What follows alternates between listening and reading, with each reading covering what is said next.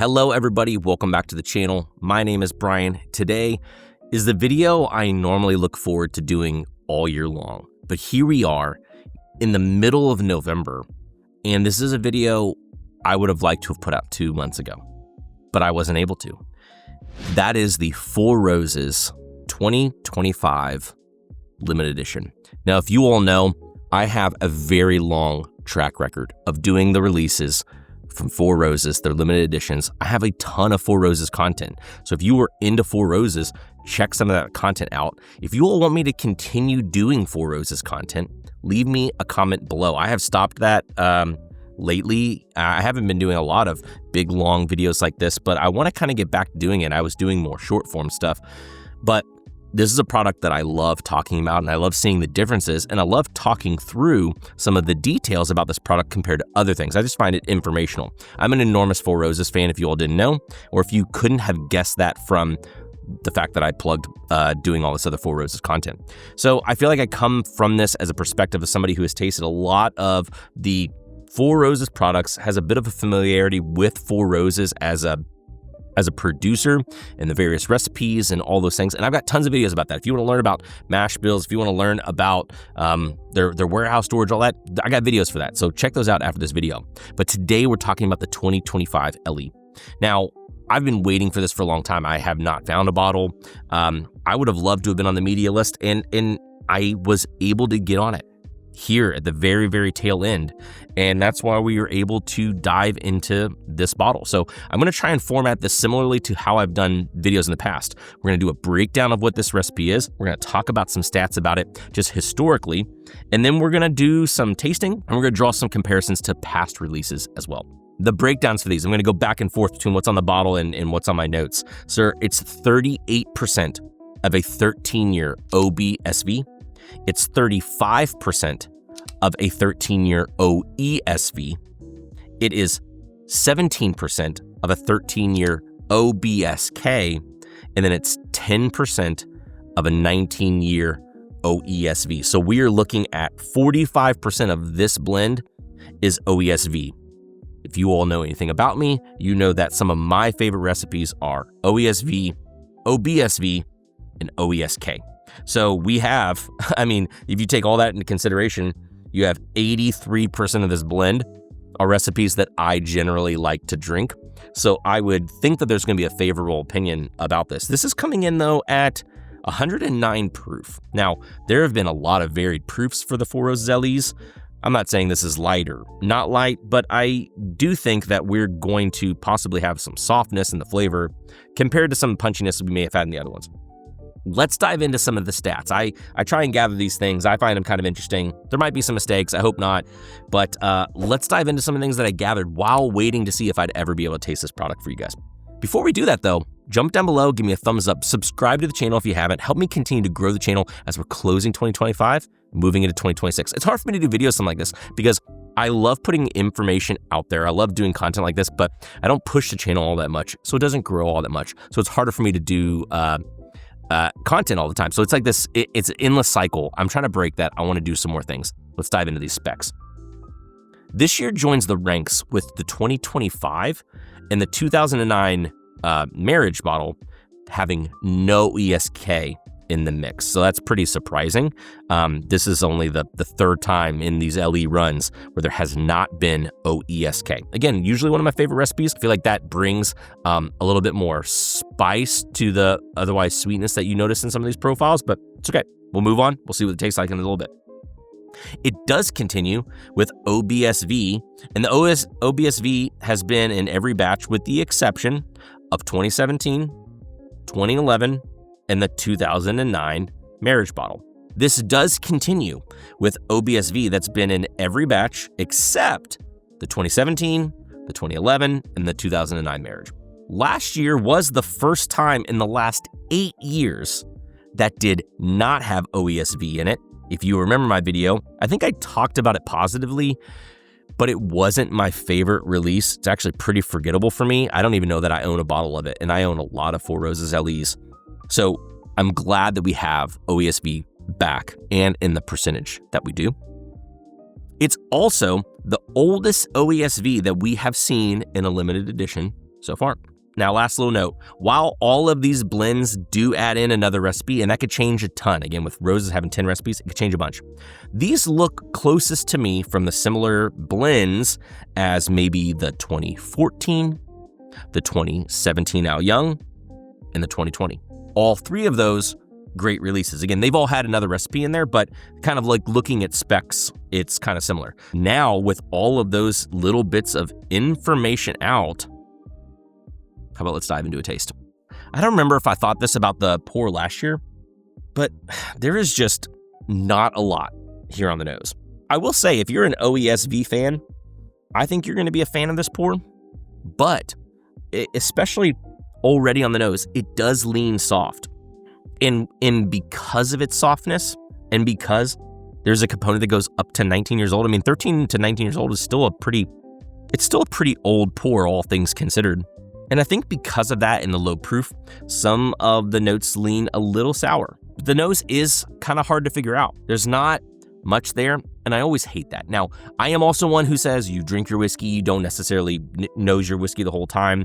And so I always do say that the taste is more important than the nose. But for something to be a really exceptional whiskey, for something that's like an LE, an allocated release, you would think that it's there though, because I still believe that to be a truly elite whiskey, you do have all the components. So while I can dismiss the nose at sometimes, I feel like you can't truly be an exceptional whiskey if you don't have something that just really draws you in that you could sit with on the nose. And so it's a little bit of a bummer that I can't get a lot out of here. But let's dive into what we do get. Nougat, some soft caramel, some light red fruits as well.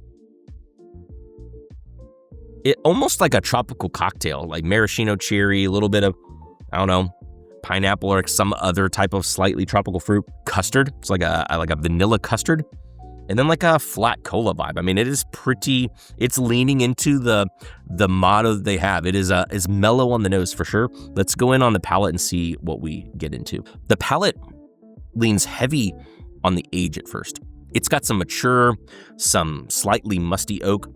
Honestly, I would say it almost leans wild turkey-esque in what I normally call like these wine-soaked grapes, these kind of sour grape-like notes, raspberry, a little bit of sour cherry, gobs of leather, this really nice sweet oak, and a soft, like lovely vanilla bean, vanilla custard.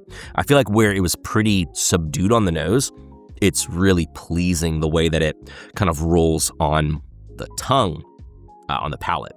While it has a lovely oak and a really pretty like touch of fruit creaminess to it, it's not quite as perfumed as the 2023 or the 2019, at least to memory. We'll revisit the 2019 here in a little bit.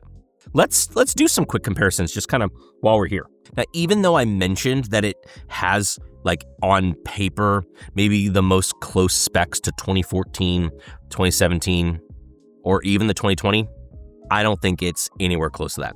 The 2014 was a big, robust pour. The 2017, the Ao Young release is what I'm talking about. That's one that had some really, really pretty notes.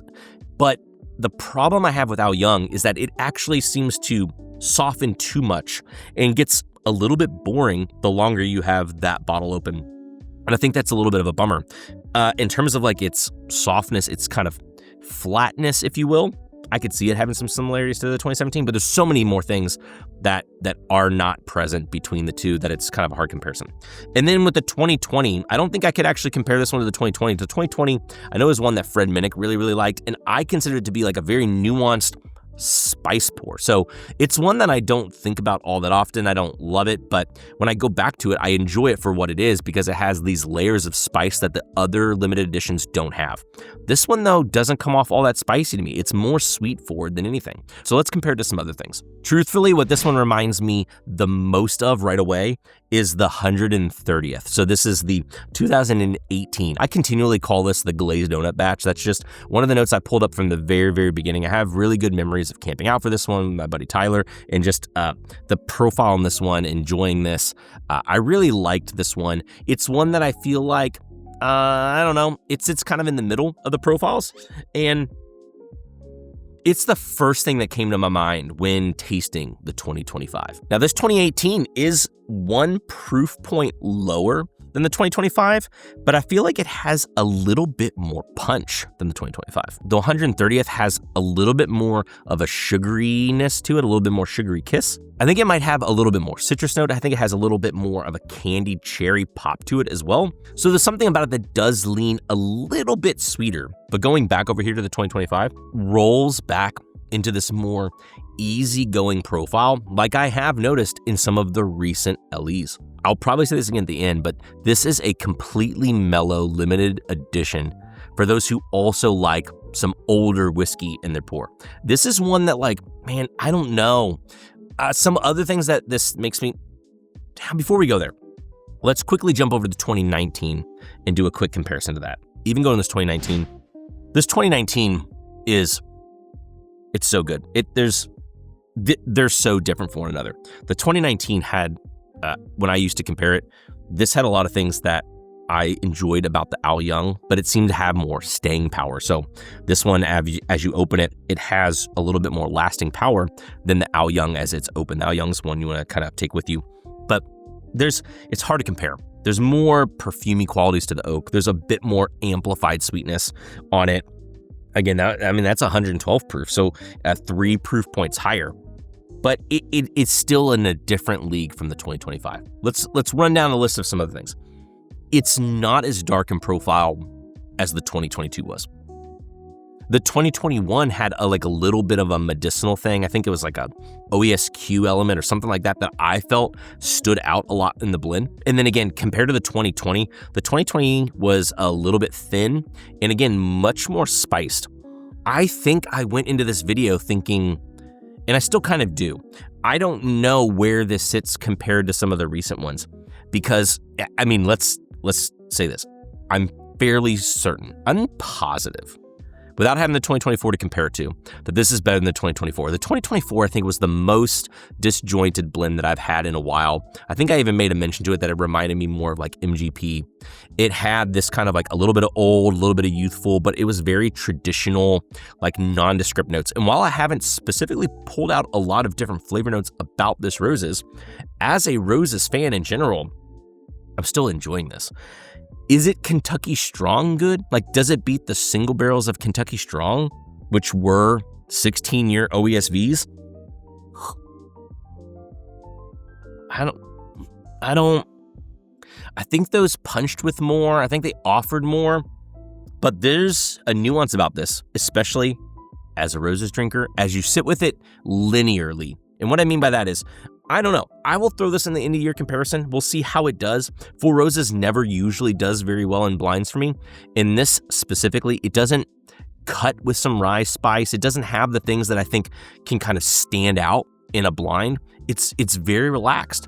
And for that, I think that you have to be, like I said earlier, an OESV fan. You have to be a Four Roses fan in general. I mean, these bottles have continued to creep up in price, and it's made it very difficult for a purchaser of an LE of whether they will or will not buy something like this. Somebody who is a Four Roses fan, I mean, I will say, I enjoy this one. I enjoy this one in a very similar way, like I already said, to the 130th. And so I feel like for a easy drinking, like mellow but custardy, it has some interesting layers to pull back, and then a really pleasant oak note. I think what it changes about the 130th, the 130th is like sweet forward and then oak. This one here, I feel like pops with a little bit of the oak and then moves into sweet forward. So if you were a fan of the 2018 release, I think you're really going to be a fan of this release here. If you're looking for something that has maybe some of what I would call the dazzle, the sparkle of the 2023, the 135th release, or the 2019, I don't think it's going to quite have that. That said, gun to my head, and without having the 2022 to compare, even though they're different from one another, I don't know. I mean, of the recent however many years, it might be like 19, 2023, 2025. I mean, this might, of the last, let's see, 15,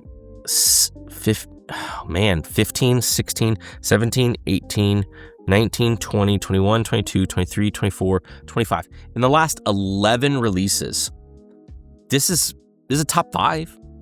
Surely it's a top 5. It might be more than that, but it's definitely a top 5 of the last 11 releases. That's pretty good, right? I'd say it's pretty good for a roses drinker. Let me say this part too, though. Things that I think about, I mean, like Old Cassidy, Bardstown series, these are things that I have immediately available that like are in a similar pocket I immediately think about in terms of enjoyment. Like if I was doing a tasting with folks, these are things I would gravitate to taste alongside of.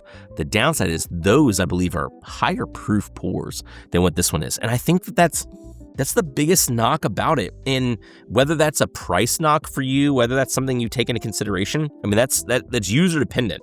But a bottle over $200, that's kind of a hard pill to swallow. And I think that for an average drinker who doesn't lean towards Four Roses, naturally, it's going to be pricier than what you're going to get in the bottle. But if you are a Four Roses fan, if you like other LEs, if you're an OESV fan, if you like a softer profile that has really interesting nuance of age, of sweetness and fruit. If you like turkey, but maybe you don't like as much of the spice, I mean, I think this is like the most turkey-loving Four Roses product that I've found. I mean, and for that reason, I think it's got a lot of mass appeal.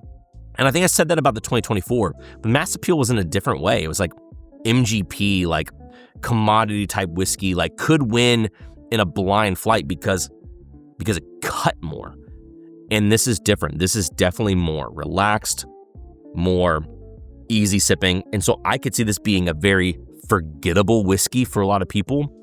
And I feel like it could be a very nuanced, nice whiskey for other people. So a very polarizing whiskey this year. One that I think I really do enjoy sitting down with, again, in a linear fashion. Compared to other things, it might be a completely different story.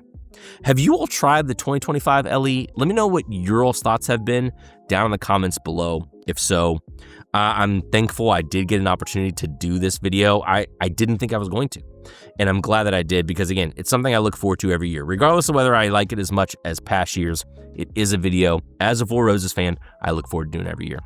So thanks as always, everybody, for tuning into another video. I hope it was insightful, informational. Let me know if there's any other questions you all have about this or past Roses LEs. I'd be happy to answer them down in the comments below.